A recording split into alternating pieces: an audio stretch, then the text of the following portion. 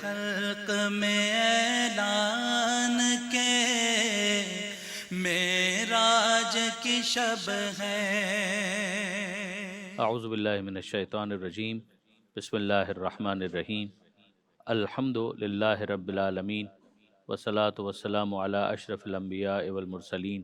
واہل بیتہ الطیبین الطاہرین المعصومین، اما بعد فقد قال اللہ سبحانہ وتعالی فی القرآن الحکیم، بسم اللہ الرحمن الرحیم، سبحان الذی اسری بعبدہ لیلا من المسجد الحرام الی المسجد الاقصی الذی بارکنا حولہ لنریہ من آیاتنا۔ اما بعد، برادران عزیز و خارن محترم، اس کیمرے کی وساطت سے میں تمام ناظرین کی خدمت میں ماہ رجب کی تمام ساعتوں کی مبارکباد پیش کرتا ہوں، اور خصوصیت کے ساتھ و علی الاخص آج کی شب کی مبارکباد، ہدیہ تبریک و تہنیت اس دعا کے ساتھ کہ پروردگار عالم اس شب کے صدقے میں اور صاحب معراج کے صدقے میں تمام سامعین اور تمام ناظرین کی تمام دعاؤں کو اپنی بارگاہ میں مستجاب فرمائے۔ جو آیت میں نے آپ کے سامنے ابھی تلاوت کرنے کا شرف حاصل کیا، یہ سورہ مبارکہ بنی اسرائیل کی ابتدائی آیت ہے، اور جس میں پروردگار عالم نے سفر معراج کا کچھ حال بیان کیا، اور تفصیل پھر سورہ نجم کے اندر جو قرآن مجید کا 53واں سورہ ہے وہاں پر پروردگار عالم نے ڈسکس کی ہے۔ اس آیت میں جو پروردگار عالم نے آغاز ہی میں اپنی ایک صفت بیان کی وہ ہے سبحان، کہ بے عیب ہے وہ ذات، سبحان الذی اسری بعبدہ، یعنی یہ قدرت پروردگار کا مظاہرہ ہے کہ جسے ایگزیکیوٹ کیا گیا اس شب میں، کہ جس کے نتیجے میں پیغمبر اکرم کو صاحب معراج قرار دیا گیا۔ بے شک پیغمبر اکرم کی معراج فقط ایک مرتبہ نہیں ہوئی، کئی مرتبہ، مگر خاص طور پر اس موقع کو ہائی لائٹ کیا گیا کہ سبحان الذی اسری بعبدہ، بے عیب ہے وہ ذات کہ جو لے گئی اپنے عبد اور اپنے بندے کو، لیلا من المسجد الحرام الی المسجد الاقصی، مسجد حرام سے اس بلند نقطہ سجود تک، الذی بارکنا حولہ، اس جگہ کی جس کے ماحول کو ہم نے بابرکت قرار دیا، لنریہ من آیاتنا، اس کا آبجیکٹو اور اس کا ہدف کیا کہ ہم اس کے ذریعے سے اپنے اس بندے، اپنے اس عبد کو اپنی آیات اور اپنی نشانیاں دکھلانا چاہتے تھے۔ ظاہر ہے کہ اس کائنات اور آفاق کے اندر، انسان کے اپنے وجود کے اندر نشانیاں کم نہیں ہیں، تمام نشانیاں، بہت سی نشانیاں اس کائنات میں، اس دنیا میں قابل مشاہدہ ہیں، جن کو پروردگار عالم نے اتمام حجت کے لیے رکھا ہے، جیسے کہ ارشاد ہوتا ہے کہ سنوریہم آیاتنا فی الآفاق وفی انفسہم، کہ یقیناً عنقریب ہم دکھلاتے ہیں، دکھلاتے رہیں گے اپنی نشانیاں آفاق میں بھی اور انفس میں بھی، یعنی اس کائنات، اس یونیورس میں بھی اور انسان کے اپنے وجود کے اندر بھی، حتی یتبین لہم انہ الحق، یہاں تک کہ ان کے لیے روشن ہو جائے گا، واضح ہو جائے گا کہ وہ خدا حق ہے۔ یعنی اس مشاہدے سے اس غیب تک کا سفر انسان کے لیے طے کرنا آسان ہو جائے گا کہ وہ علم الیقین کی حد تک کم سے کم اس بات کو سمجھ سکے کہ جب مخلوق ہے تو کوئی خالق بھی ہے، مملوک ہے تو کوئی مالک بھی ہے، مصنوع ہے تو کوئی صانع بھی ہے، اگر یہ لہلاتی ہوئی فصلیں ہیں تو کوئی ان کا اگانے والا بھی ہے، اگر یہ ہوائیں ہیں تو ان کا کوئی چلانے والا بھی ہے، اگر کوئی مویشی ہیں تو ان کا کوئی پیدا کرنے والا بھی ہے، اور خود حضرت انسان یہ اس طرح سے نہیں ہو رہا کہ بس کوئی اندیکھی طاقت ہے کہ جو اس کے پیچھے محرک ہے اور ان سب کو وجود کی نعمت سے سرفراز کر رہی ہے۔ تو یہ انسان کا جو سفر مشاہدے سے غیب تک ہے، یہ یقیناً ان نشانیوں کے ذریعے سے ممکن ہے۔ پروردگار عالم ان سے بالاتر نشانیوں کی بات اس آیت کے اندر کر رہا ہے کہ پیغمبر اکرم صلی اللہ علیہ وآلہ وسلم سے جس سفر کو خاص کیا گیا، پیغمبر اکرم سے جن نشانیوں کو خاص کیا گیا، اور ہم تک اب ان کی رسائی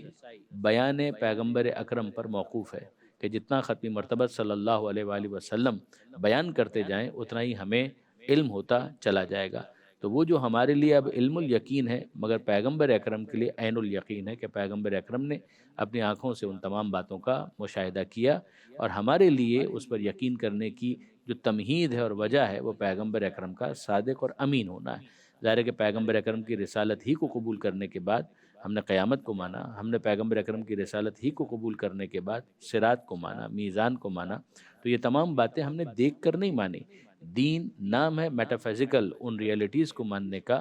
کہ جن کے اوپر دلیل قائم ہو جائے، ورنہ اگر انسان اپنی طرف سے ان چیزوں کے لیے اسپیکولیٹ کرنا شروع کر دے تو پھر تو یہ توہم ہے، مگر اس توہم کو توہم نہیں رہنے دیتا کوئی ثبوت، کہ جب وہ ثبوت فراہم ہو جائے، اور وہ ثبوت کیا ہو سکتا ہے؟ یا تو انسان خود مشاہدہ کر لے، اگر انسان خود اس دنیا کے اندر مشاہدہ کر لے تو پھر وہ غیب کہاں رہا؟ لہٰذا جب ایک انسان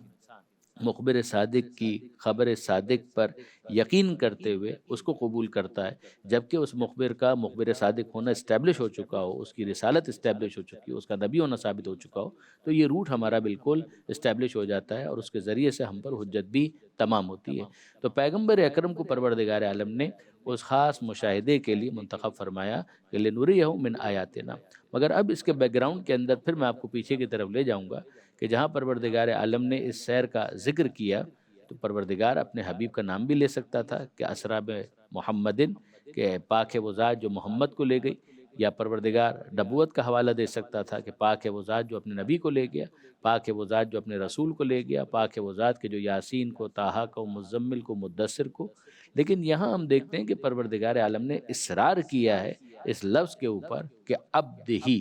کہ وہ اپنے عبد اور اپنے بندے کو پروردگار لے گیا اور اس نے یہ سفر معراج اس کو کروایا۔ یہ خود بہت غور طلب ہے کہ عبدیت کے اندر کیا اتنا پوٹینشیل ہے کہ انسان واقعاً عبدیت کی اگر معراج پر فائز ہو جائے تو وہ صاحب معراج بن جاتا ہے۔ عبدیت کا اگر آپ بظاہر مطلب دیکھیں تو ایک انسان اپنے آپ کو سرنڈر کر رہا ہے۔ سرنڈر کرنے کا مطلب ہی یہ ہے کہ وہ جھکتا چلا جائے، خدا کو خالق مانتے ہوئے، مالک مانتے ہوئے اس مالک کی بارگاہ میں سرنڈر کرنا، نیل ڈاؤن کرنا، سبمیشن کرنا، یہ ہے عبدیت کے تقاضے۔ تو وہ تو جب جھکتا جا رہا ہے تو اس جھکنے کے اندر رفت کہاں؟ یہی وہ چیز ہے کہ جسے پروردگار عالم سمجھانا چاہتا ہے کہ جب تم ہماری بارگاہ میں جھکتے چلے جاؤ گے تو ہم تمہارے جھکنے کو قبول کریں گے اور اس جھکی ہوئی پیشانی کو بلند کریں گے، اور اتنا بلند کریں گے کہ صاحب معراج بنا دیں گے۔ یعنی جو اس کی آخری امکانی حد ہو سکتی ہے وہ یہی کہ انسان صاحب معراج بن جائے۔ اسی سے اندازہ ہوتا ہے کہ امکانی حدود کے اندر جو ترقی ایک بندے کے بندگی کے ذریعے سے حاصل کرنے کا امکان پایا جاتا ہے وہ سب پیغمبر اکرم کے لیے حاصل تھیں، اور اسی کو پروردگار عالم نے ریفلیکٹ کیا کہ دنا فتدلی فکان قاب قوسین او ادنا، کہ وہ قریب ہوا اور قریب ہوا، اتنا قریب ہوا کہ دو کمانوں کے درمیان جتنا فاصلہ ہوتا ہے وہ رہ گیا، بلکہ اس سے بھی کم۔ یہاں پر اگر ہم اس کو تقابل کریں کہ اس دنیا کے اندر اگر کوئی عبدیت کو قبول نہ کرے تو پھر وہ کیا کرتا ہے؟ ظاہر ہے کہ وہ پھر خدا کے سامنے چوڑا ہونے کی کوشش کرے گا، اس کی گردن میں سریا آ جائے گا۔ ایک ہے سیلف اسٹیم، ایک ہے انسان کا اپنے وقار کا تحفظ کرنا۔ یہ اس میں کوئی حرج نہیں ہے کہ اگر دوسروں کے سامنے وہ ذلت کو قبول نہ کرے، وہ عزت کو قبول کرے، وہ سیلف اسٹیم کی طرف جائے، وہ تو اچھا ہے۔ لیکن ایک ہے کہ انسان خدا کی بارگاہ میں اگر متکبر بننا چاہتا ہے، اگر مغرور بننا چاہتا ہے، وہ کہے کہ نہیں میں اگر خدا کی بارگاہ میں سجدہ ریز ہو جاؤں گا تو یہ میری شان کے خلاف ہے، تو ظاہر ہے کہ یہ تکبر اور یہ مغرور ہونا پروردگار عالم کو نہ فقط یہ کہ پسند نہیں ہے بلکہ اس کی سزا بھی دیتا ہے، جلد یا بدیر۔ تو اس کے لیے ہم دیکھتے ہیں کہ قرآن مجید میں ہمارے سامنے دو تین کیریکٹرز تو ہیں، جیسے فرعون ہے، وہ انا ربکم الاعلیٰ ہو کر تکبر کا مظاہرہ کرتا ہے، تو وہ عبد کہاں بنے گا؟ اسی طرح سے نمرود ہے، وہ حضرت ابراہیم علیہ السلام سے اپنے ملک اور اقتدار کی وجہ سے حجت کر رہا ہے، محاجہ کر رہا ہے، ان سے جدال کر رہا ہے، ان سے بحثہ بحثی کر رہا ہے، تو ظاہر ہے کہ وہاں پر پھر ابدیت کہاں ہے؟ یہ جو خدائی کے دعوے دار ہیں وہاں پر ابدیت کہاں ہے؟ ہم دیکھتے ہیں کہ پروردگار عالم نے قرآن مجید کے اندر قارون کا تذکرہ کیا ہے کہ قارون اپنے مال کی وجہ سے متکبر ہو گیا، تو وہاں پر پھر ابدیت کا جوہر کہاں ہے؟ اسی طریقے سے ہم دیکھتے ہیں کہ ابرہا جس کا تذکرہ سورہ فیل کے اندر آیا کہ جعلہم کعصف معکول، مگر وہ آیا کس لیے تھا؟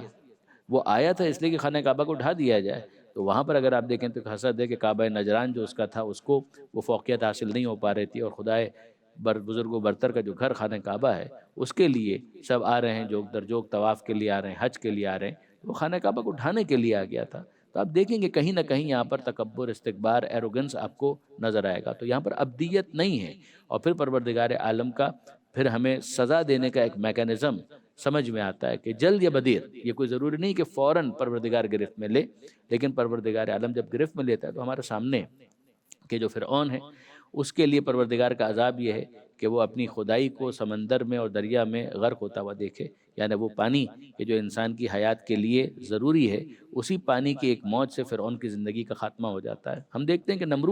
نمرود کے لیے پروردگار عالم کا عذاب یہ ہے کہ اس کی ناک میں مچھر گھس گیا اور وہ اس دنیا سے اور زندگی سے بیزار ہو گیا، یہاں تک کہ مر گیا۔ ہم دیکھتے ہیں کہ قارون جس زمین کے اوپر اس کا مال و اسباب موجود تھا، جو اس کے لیے تکبر کی تمہید تھا، اسی زمین کے اندر اسے اس کے گھر سمیت دھنسا دیا گیا۔ سورہ قصص 28واں سورہ کہ جہاں پروردگار عالم نے اختتام سے کچھ پہلے اس پورے قضیے کو ڈسکس کیا۔ اور اسی طرح سے ہم دیکھتے ہیں کہ وہ ابرہا جو حسد کی وجہ سے خانہ کعبہ کو ڈھانے کے لیے آیا تھا، تو ابدیت تو نہیں تھی وہاں پر، تو وہاں پر اب دیکھتے ہیں کہ جو بڑا بن رہا تھا پروردگار عالم نے اس کے اوپر جو عذاب مسلط کیا،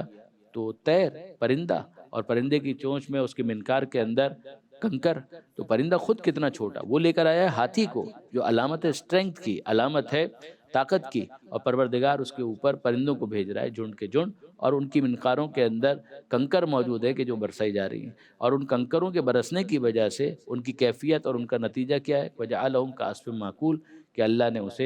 انہیں چبائے ہوئے بھوسے کی مانند بنا دیا۔ تو ہمارے سامنے دو بالکل پولرائزیشن والے معاملات ہیں، 180 ڈگری کے اوپر بالکل اپوزٹ، کہ ایک طرف ہے جو استکبار اور تکبر کا مظاہرہ کر رہا ہے اور پروردگار عالم اسے سزا بھی دے رہا ہے، تو چھوٹوں کے ذریعے سے، پانی کی ایک موج ہے، مچھر ہے، یا زمین کے اوپر جہاں وہ تھا تو اسی خاک کے اندر اسے دھسایا جا رہا ہے، یا یہیں اسی طرح سے کہ پرندوں اور پرندوں کے منقاروں میں موجود کنکروں کے ذریعے سے عذاب نازل کیا جا رہا ہے، اور ایک طرف وہ ہے کہ جو پروردگار عالم کے لیے محبوب بھی ہے، پروردگار عالم کی بارگاہ میں ابدیت کا مظاہرہ بھی کرتا ہے، اور اس ابدیت کی پھر شان یہ ہے کہ وہ جھکتا چلا جاتا ہے، اور پروردگار اعلان کرتا ہے رفعنا لک ذکرک، اے حبیب ہم آپ کے ذکر کو رفعت اور بلندی عطا کریں گے، ہم آپ کو جھکنے نہیں دیں گے، ہم آپ کے سر کو بلند کریں گے، ہم آپ کے ذکر کو بلند کریں گے۔ خدا کی بارگاہ میں جھکتے چلے جاؤ، پروردگار عالم کی نظر میں تم بلند ہوتے چلے جاؤ گے۔ یہاں پر اختتام پر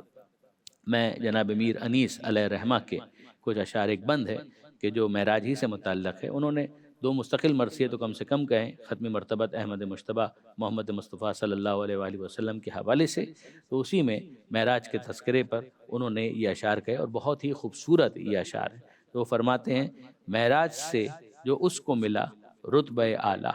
پیغمبر اکرم کے رتبے پر گفتگو کر رہے ہیں کہ معراج سے جو اس کو ملا رتبہ اعلیٰ، یہ پایا کسی اور پیمبر نے نہ پایا۔ یہاں پر لفظ پایا کا جو استعمال جناب میر انیس علیہ رحمہ نے کیا ہے وہ بہت ہی خوبصورت ہے۔ معراج سے جو اس کو ملا رتبہ اعلیٰ، یہ پایا کسی اور پیمبر نے نہ پایا، اللہ سے جو قرب محمد تھا کہوں کیا، قوسین کا ہے فرق جہاں رتبہ ادنا، جبریل امی کو بھی نہ وہاں دخل کی جاتی، یعنی اس مقام پر کہ جہاں پر جناب جبریل امین بھی فرماتے ہیں کہ لو دنو تو انملتن لاہ ترکتو، کہ اگر ایک انگوش برابر اب میں نے آگے بڑھنے کی کوشش کی تو بالوں پر جل کر خاک ہو جائیں گے۔ جبریل امی کو بھی نہ وہاں دخل کی جاتی، یا احمد مختار تھے یا ذات خدا تھی، وہاں بس خلوت میں یا پروردگار ہے کہ جو میزبان ہے اور ضیافت کے لیے مدعو مہمان ہے، محمد مصطفیٰ احمد مجتبیٰ صلی اللہ علیہ وآلہ وسلم۔ ایک مرتبہ پھر آپ کی خدمت میں مبارکباد، دعاؤں میں یاد رکھیے گا۔ وآخر دعوانا ان الحمد للہ رب العالمین، والسلام علیکم ورحمۃ اللہ وبرکاتہ۔ خلق میں اعلان کے معراج کی شب ہے،